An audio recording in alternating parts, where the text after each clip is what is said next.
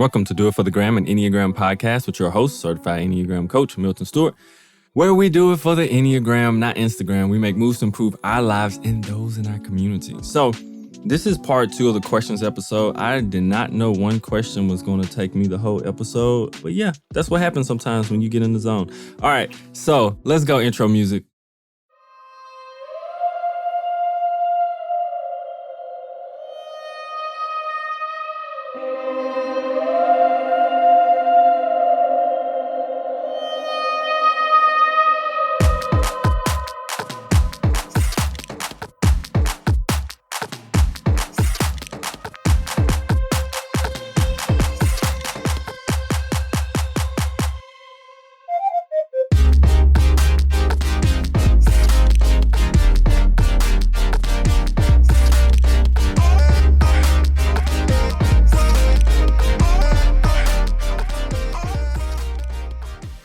Finding help for your mental and emotional struggles can be challenging.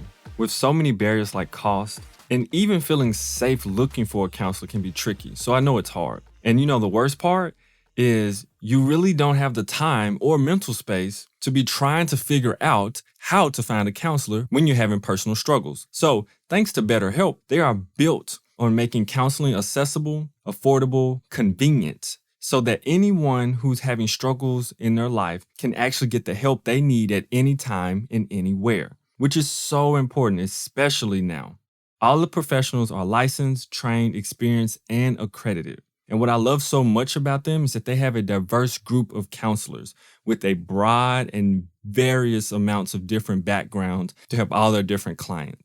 If you need some help, try BetterHelp. You can get a 10% off discount from your first month when you go to betterhelp.com/doit. That's BetterHelp.com/DOIT.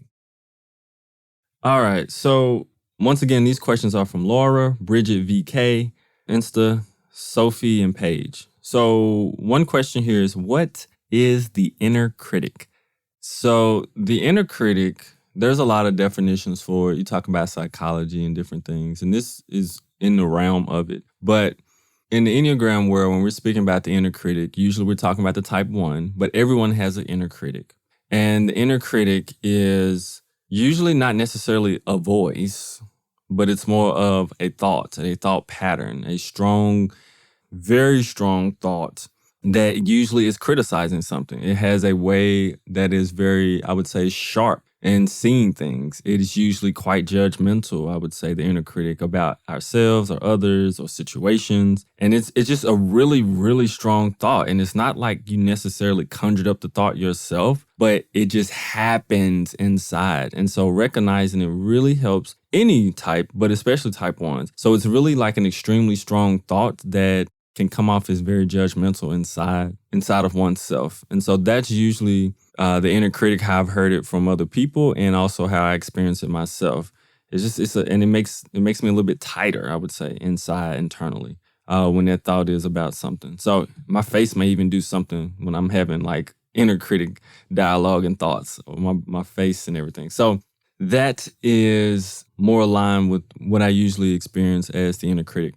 Next question is, how can head and heart types navigate emotions? This is a really good question because I know relationships are tricky with people, like people you love.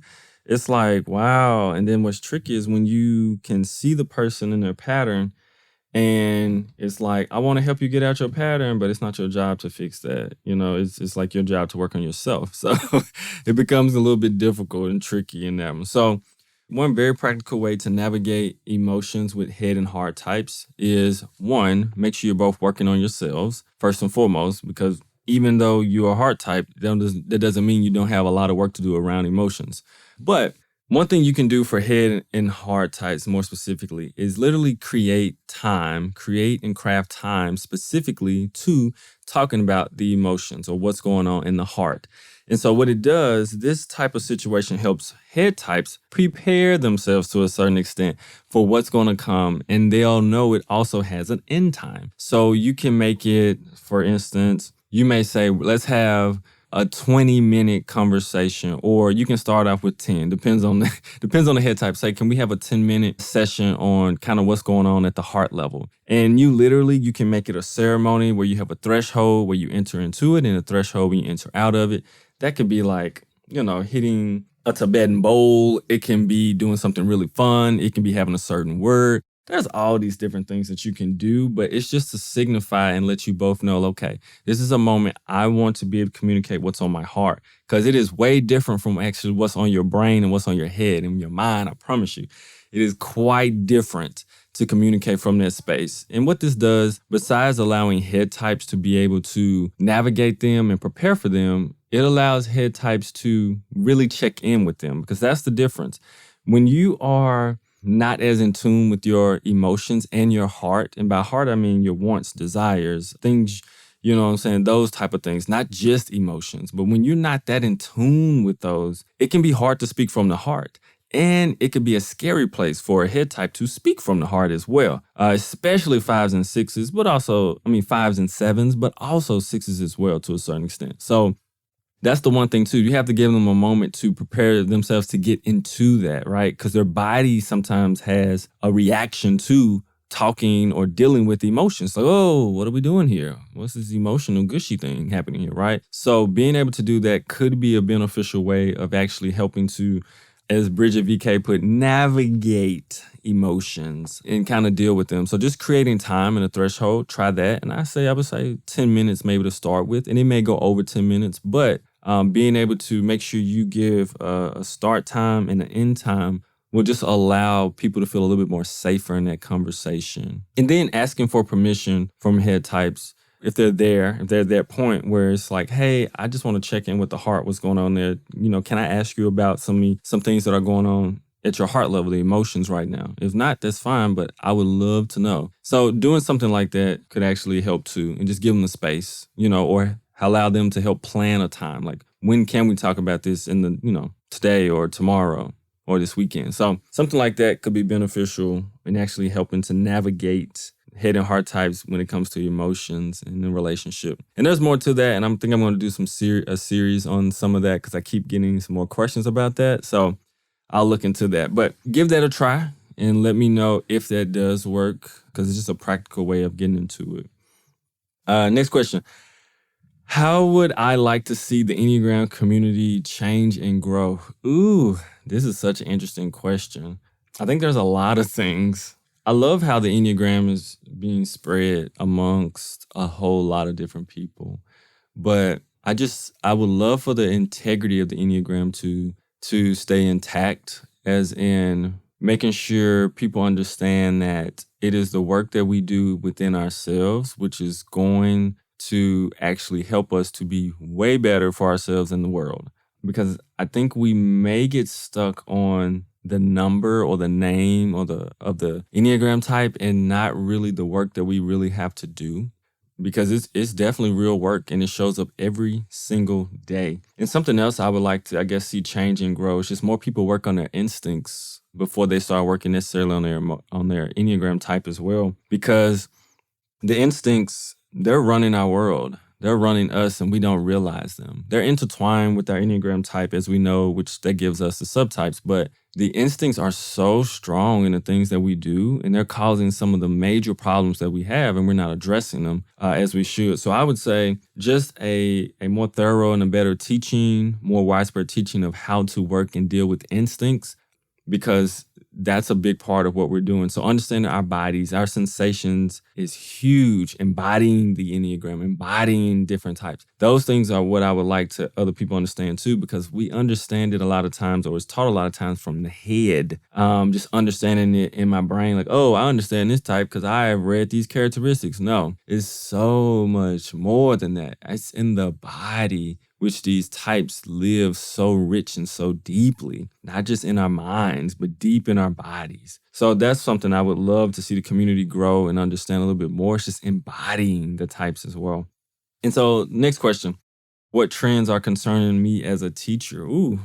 So I'm not really concerned. I don't have enough energy to be concerned with some of this stuff, but I am a little concerned just about the amount of people, and I think this is an IA board thing too, just the amount of people who may go online in certain programs and just get a certification really quickly and then go out there and they're like, hey, I'm doing this and I got an IG page and I have a website now and I'm ready, without actually doing their own work, because that's the trickiest part for me. It's not just a certain program that they went to or whatever. That's a whole different, thing or whatever. I'm not even going to get on that. But it's really, are you doing your work? Have you done your work? Which is very important. Not just do you know the types and have a bunch of little tools and words to give people, but are you really doing your work? Because if you're becoming a coach and not really doing your work, or a teacher and not really doing your work, you're not going to really be able to be that effective for people, like really move people, really transform people on a level that really shifts. I mean, like transforms. That's what I'm talking about. I'm talking about life transformation. I'm not talking about, oh, I improved a little bit. No. I'm talking about that whole life transformation paradigm shift. The world looks different. You operate all that differently. That's the type of shift I'm talking about. That's the type of work I'm talking about when we talk about the Enneagram. So I would say that's the one thing that concerns me is, you have people, maybe a few teachers and different things out there that may come out and they're excited. Don't get me wrong, but they're not doing the work. They're not doing their own work. Let me say that. And to me, that's scary because that can mislead people and that leads to a whole lot of miseducation and trying to educate people and frustrated people. And then people get lost in their egos with it. So that's one thing that concerns me. But we're humans. And so that's bound to happen to a certain degree. All right, next question. Oh, this question was about navigating when someone has mistyped themselves or you feel that they have mistyped themselves. So it says, I also always love to hear what people who are working with the Enneagram at the pro level have to say about how to navigate others typing/mistyping you, and or situations where you get a strong feeling that someone you're interacting with may be mistyped. I feel like it's a complex scenario with many context-dependent factors, but it's a situation we're all bound to run into in the Enneagram circles. And I would love to hear you unpack your approach, how you handle it. This is really good. So back in the day, there was a time I would be very frustrated by people I felt like they were mistyped. Very frustrated by it personally because it was this weird space where it's like I'm not supposed to tell you that I think you're the wrong type because that would quote unquote be wrong. So how do I approach this situation? So for my own personal situation, I was in a conference. It was a group of sevens, and there's this one lady who she kept saying examples of stuff after we would talk about questions. She was like, yeah, and that's what us sevens do, don't we? And we all kept looking at her like, I don't know. And so it was really bothering me at the time because I was like, you're not a 7, lady. I know this to be a fact. You're not a 7. And I was struggling so hard because I just wanted to go ahead and tell her. But the way I wanted to tell her was blunt. And, I didn't want to trigger her defenses because clearly that doesn't go well. And so I went up to one of my really good teachers and mentors, Catherine. She was with Jerry Wagner. I was at an event. And I asked her I said, how do I navigate this situation? Literally the question you're asking. And I said, I just want to say, I'm pretty sure you're not a 7. That's not things we do. That's not how we say. You don't, your patterns aren't anything like us necessarily. And so it's like you're trying. You're trying to be a 7. I was like, but you're not. And so she says, how about you say something like, have you considered this number? Or have you thought about this? What do you think about this number? Or there's just a nice question to be able to communicate, maybe there's more there. And so that's what I did. I said, have you considered you may be this number? Or what do you think about this number? And we kind of talked about it some. And because I believe she was a 6. And she says, I don't know. I'll have to go home and ask my husband. We'll check on it. And I was like, yeah, that's probably a 6 pattern right there. You're going to ask someone else to help you, you know what I'm saying, like who you're close to be like, let me ask about. So that was a super interesting thing that happened. But I've seen that. And so navigating it one way is asking a question have you considered this type, or why don't you think you're this type? Because I've had this before, even in coaching sessions and stuff, where I said, have you looked at this type? Or, if I'm close enough, what makes you know that you're not this type? And have them kind of think about it. And then we kind of explore that a little bit, because sometimes it's simply the way that a person was taught a type, right? Or what they read that confused them. That it's like, oh yeah, and somebody used a wrong description or something.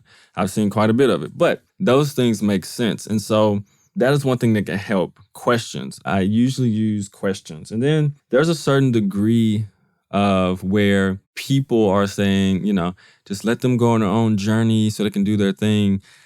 And I understand that, but I don't completely resonate with that, in my opinion, in my personal view, because understanding how valuable the Enneagram is, especially when you find your type, like you land in your type, you like, ooh, the amount of work and growth you're able to do is unlimited. And so, like, I would say the better someone, or the quicker someone's able to get there, I would say the more work or connection to the deeper parts of them they're able to do. So I think it's very important for people to understand their type, and hopefully, if they're mistype, be able to hopefully kind of ask them some questions to really just make them really think about, like, maybe, I don't know, maybe this is right. And or maybe someone thinks that someone else is another type, or you're another type. And this can be a pro or a con. It depends on the growth work that you've done inside, because people have thought I've heard quite a few numbers. Actually, people thought I was and not a 7, from 9 to 5 to 3 to, what's another number? 6 before. Let me see. Even 8. Yeah. I don't think anybody's ever mistaken me for a 4, though. So maybe I got work to do in that area. But so those are some of the things that happens as you do grow and develop, depending on your experience. Like you said in your question, context dependent. There is sometimes where we do not look externally like the similarities or the characteristics of the type structure. And that's okay. That's actually a good thing.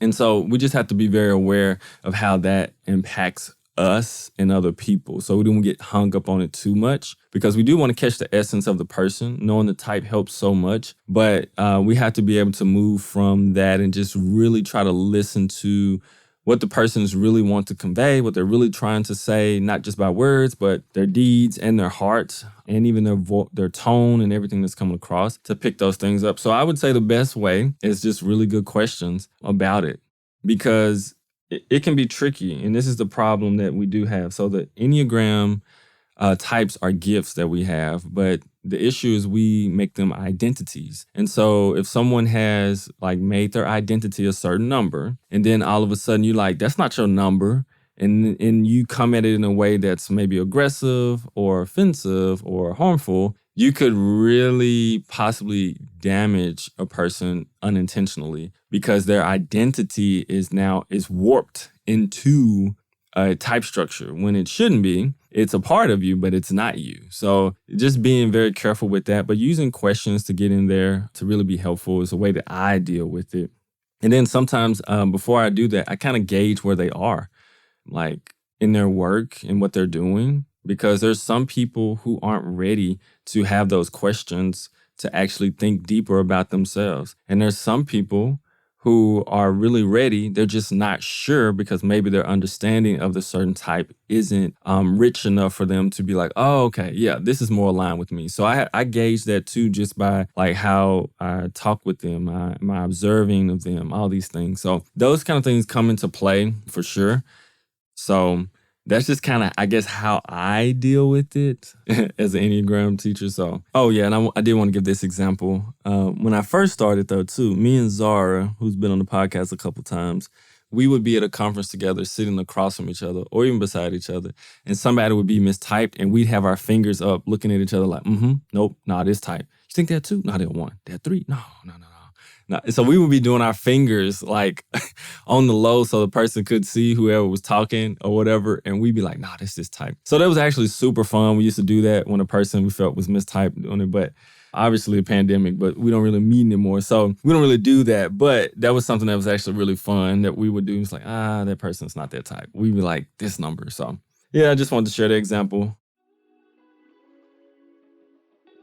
Finding help for your mental and emotional struggles can be challenging. With so many barriers like cost, and even feeling safe looking for a counselor can be tricky, so I know it's hard. And the worst part is you really don't have the time or mental space to be trying to figure out how to find a counselor when you're having personal struggles. So, thanks to BetterHelp, they are built on making counseling accessible, affordable, convenient, so that anyone who's having struggles in their life can actually get the help they need at any time and anywhere, which is so important, especially now.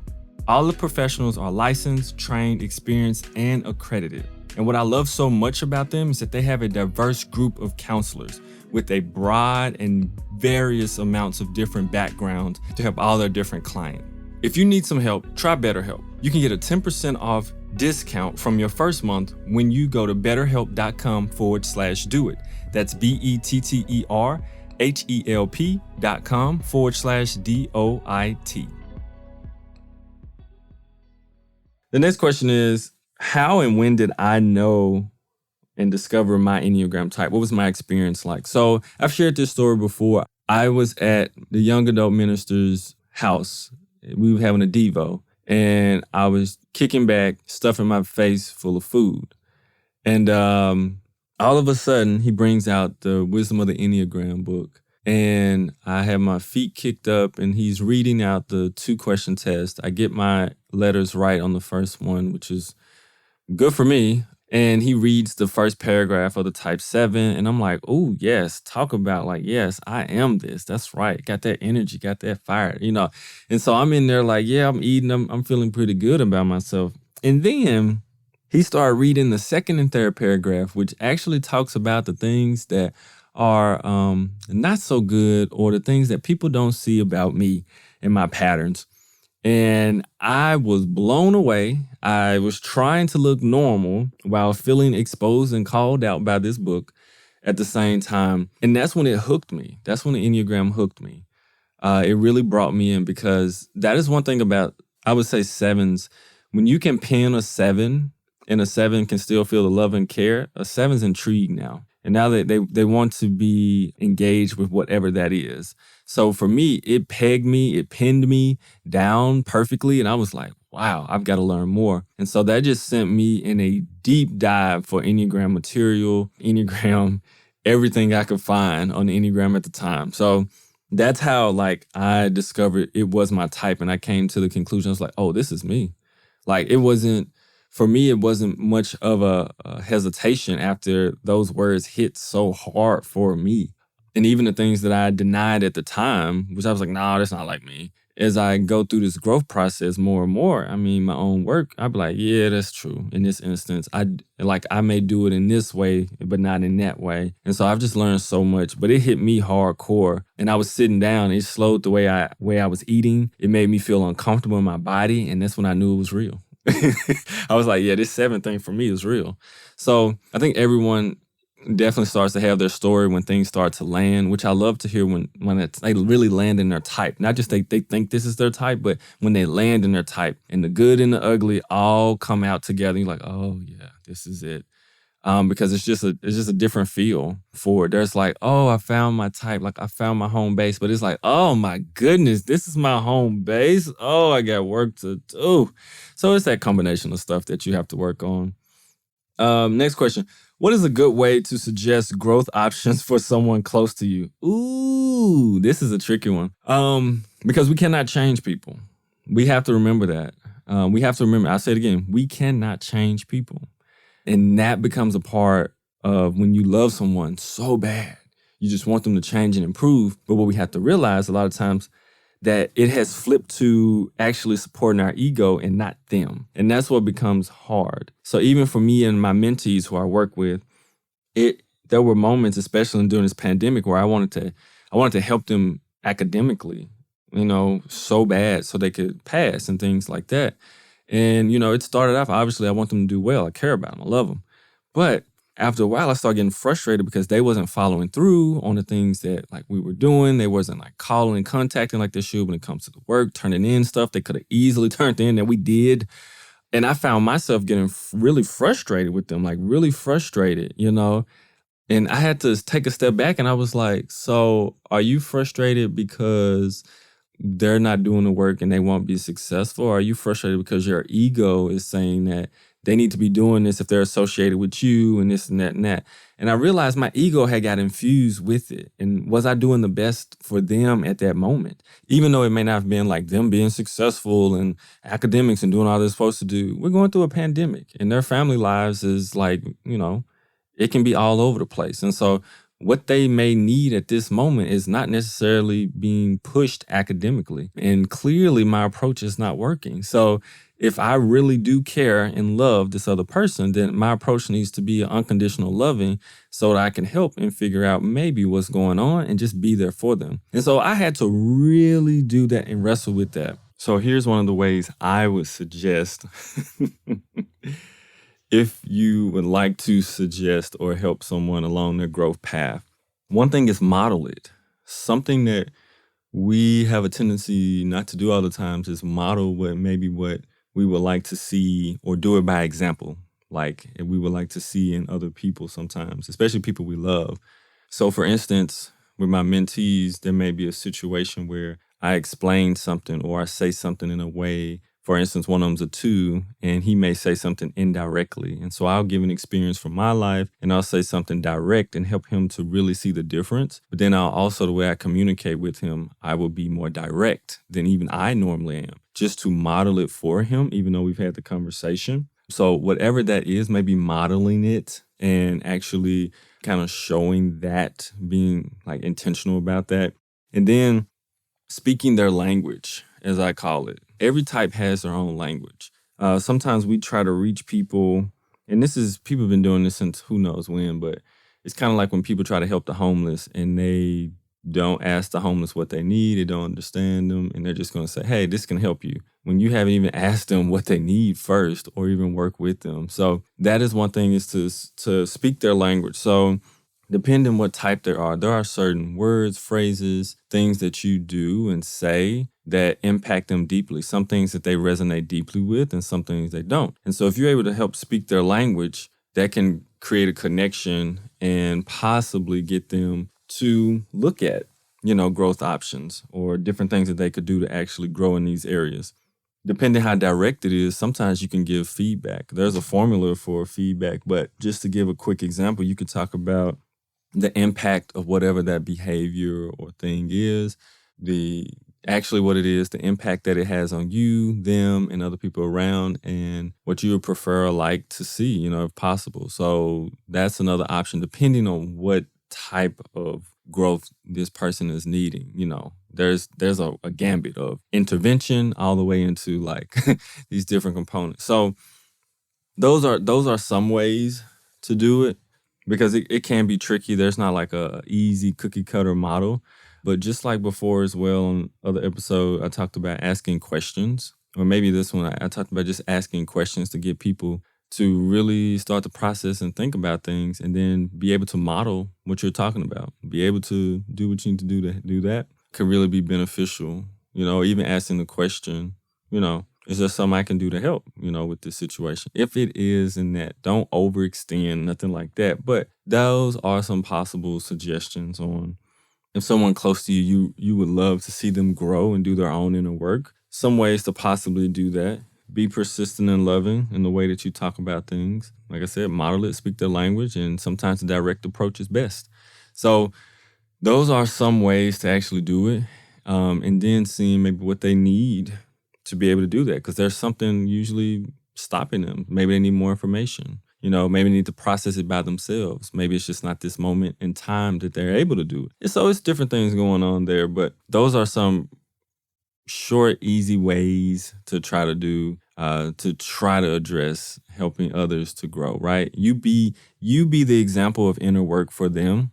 It changes things because you change. And when they see those changes and you become more positive, it's something about when you're doing your work and you're vibrating at a level that is so high because of the work that you do. And yes, I said vibrating, their energy level, the way that you operate, the way that you embody, empathize, compassion, and connect, it changes people around you.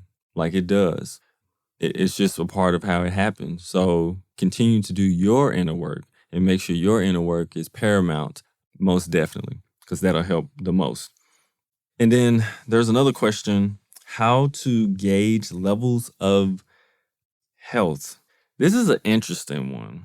And I don't know if I can answer this one succinctly because there are different models for health. So Russ Hudson and Don Rizzo, they have a model for health. And so they have levels 1 through 7, but they have one that is a little bit more. So they have these levels of health. And I think they have some merit to them. But there's different ways of suggesting levels of health, looking at different types. So one thing I would possibly look at is how willing they are to actually improve and grow. Like, are they willing to do something? That's the difference. Something different. Are they willing to do the work? That right there lets you know at what state that they may be in, right? Their willingness to change. Is it just a thought? Is it just like, that would be nice to do, but they're not doing anything to it? Or is there a real eagerness to, like, something's got to change? Something has to change. And so trying to figure out, is it one of those helps to understand even where a person is at? Because when a person is open to change and open to doing things or thinking or doing something different, trying something different, that is generally a place where they are seeking and becoming a little bit healthier, I guess. We don't want to get stuck too much in labels because it's interesting. You can be healthy in one area of your life and very unhealthy in another, right? So when looking at that, there is ways of seeking health, but are they doing things that are beneficial for themselves? Are you doing things beneficial for yourself? And are you continuously uncovering new things about yourself? Are you becoming more aware of the things that you do? And I'm talking about to the finite or very small details of the things that you do. Not just the big things, but the small things, because as you're growing, you'll start to find like some of the smallest things you do are some of the most incredible things that you find out about yourself. So, for example, just how much fear resonates deeply within my life in so many different areas. And I've created these wonderful narratives around, why I don't do or I do this and blah, blah, blah, when majority of it comes down to some form of fear and something that I found spectacular. And it's so small. It's so small. I've grown up with like pretty much a fear of wasp. And I'm not talking about just a fear of being stung, but a fear of wasp. Them being around, watching for them, not wanting to be outside if there are some, if I saw one or two and different things like that. And so literally being able to understand what's happening in my body when it happens now and being able to see a wasp now and just walk past them or then walk past me and understanding that, or fly past me, not walk past me. That'd be a little strange. But understanding that the fear inside of me is maybe what's causing a lot of the reaction.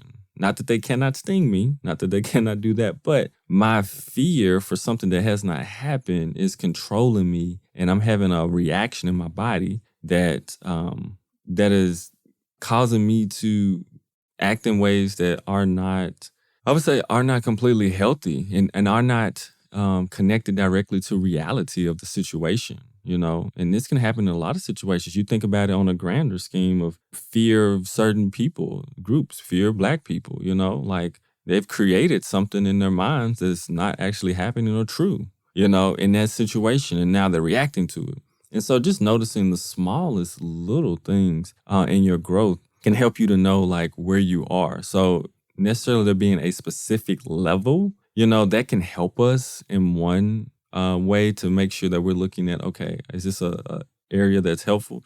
So the wisdom of the Enneagram does have levels of health. So that is a one way to try to gauge that. But are you doing things that are like kind of deconstructing your type structure so that you're not held within it all the time? And are you discovering ways that your type structure slips in and then you're like, ooh, I'm going to have to do things to kind of work on unpacking that why and figuring out. And I think that's a huge way to actually determine or gauge how healthy you may be in your type structure or not, right? Or getting to your essence. Instead of looking at it purely as like levels, but really looking at, am I doing the things that are beneficial for me and my own personal growth?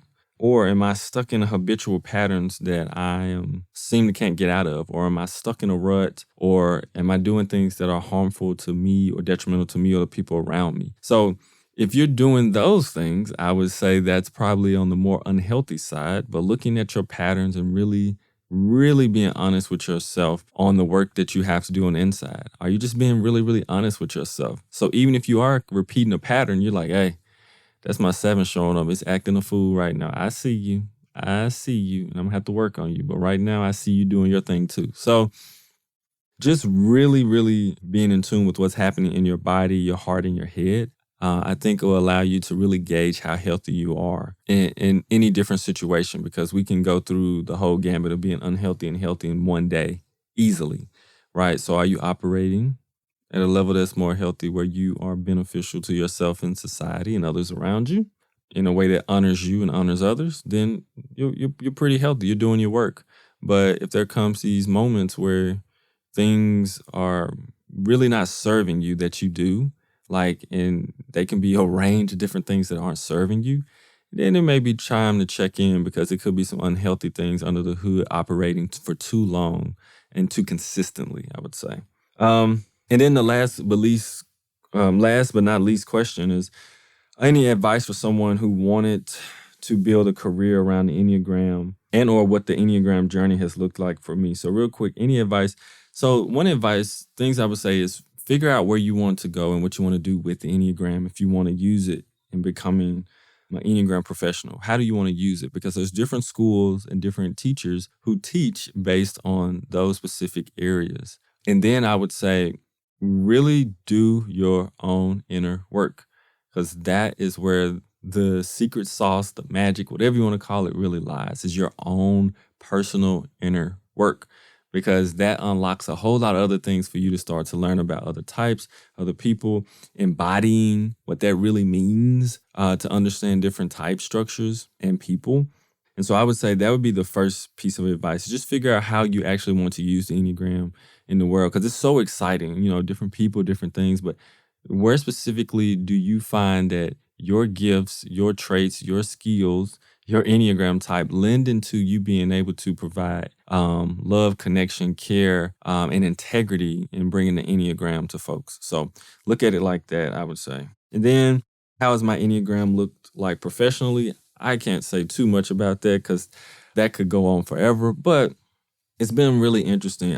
What I love about it is that usually when I work with an organization, the Enneagram, it's usually a part of it. It comes in as like, oh, this is a personality. This is what it comes in as. A personality test, here to help people understand themselves a little better.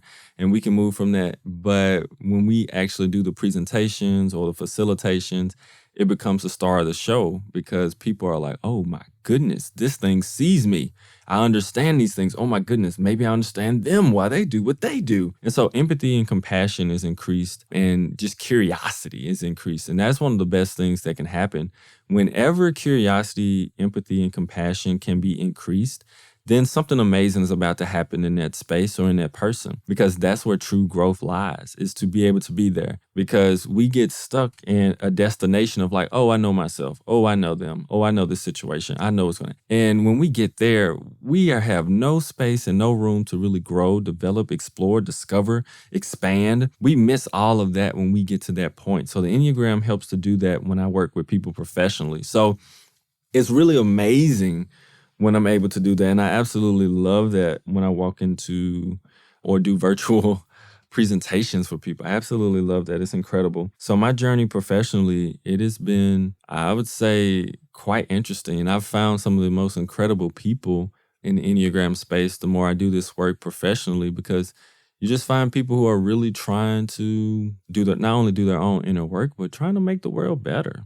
Like really, and not only just make the world better not from their ego standpoint, but from a place that is loving, inclusive, and, of everyone, even when things are a little crazy and we may disagree, it's still, let me question, let me think, let me include, like all these things are still happening. So I found it to be, absolutely amazing, to be honest. Once you get past the first threshold of people being either scared to engage the Enneagram, and people can, They use a lot of different things but it's actually fear. Like, I don't want nobody to box me in. I don't know about that and all this type of things. There's a bunch of things people use, but it's actually fear of being seen for who they really are, discovering, going deeper for who they are. But when you get past that threshold and a little bit past people's pride, it becomes, I don't know, magnificent for me. I know that. So professionally, it has been great. So to communicate it to people is a little hard at the beginning, but once you break past that, it's wonderful because the conversations just get so deep and rich around people's, type and how it interacts with the way that we live and operate this world. So that is something I found incredible. But the beginning with navigating the Enneagram journey professionally can be tricky, because people like, what's the what? The Ennea who? The what? How do you spell that? What is that? Can I Google that? Yes, you can. So yeah, that's a big part of it, I would say, in a short little tidbit. So that's all I have for this episode. Thank you so much for listening. Once again, the IEA conference, the IEA International Enneagram Association Global Conference is here. July 16th through the 18th. Sign up. I want to see you there. I want you to be there. There's going to be so many amazing teachers. There's people taking the Enneagram in spaces and places I would never thought that people could take the Enneagram. And they're doing wonderful jobs with it. Many of the teachers that I have learned from are going to be there speaking. I'm going to be speaking at the Discovery track. I'm going to be on 2 different panels. I'm also going to be at a table with the IEA board at a specific time. So if you want to come back, talk to me, chat, ask questions, I would gladly be able to do that during that time, especially when I'm at the IEA's table. The platform is amazing, which is going to be on. And so just sign up. If you sign up for the Discovery track only, Discovery 4 is going to be the code you can use to get a discount. But also, along with that, just looking at going to the major and the big conference, it's just so many resources that you're going to have when you go there. Just spectacular. It's going to blow your mind, your body, and your heart. So I definitely encourage you to go to that. Also, the Kaizen Complete Enneagram program is coming up, and I'm looking to seal the amount of people I have in there. Got some spots open, and I would absolutely love, if you're interested, reach out to me via email at milton@kaizencareers.com, or you can go to kaizencareers.com and find the link and sign up. For the course, it's a 12-week course that meets on Thursdays. It starts in August, and we learn the Enneagram in community. And there's plenty of resources, plenty of fun, but there's some deep inner work that we do on ourselves and with others. And so it'll stretch you. Check out the episodes with people who've been in the program already prior to this one, and I want to see you there. So have a wonderful day, and I will see you very soon on our next episode. So take a deep breath. If you feel some resistance or something crazy is about to happen with your type structure, breathe, make a better choice, and do it for the gram, the Enneagram, of course. I'll see you soon. Bye. Do It for the Gram podcast editing and mixing is done by Saw and Sign. Information will be in the show notes.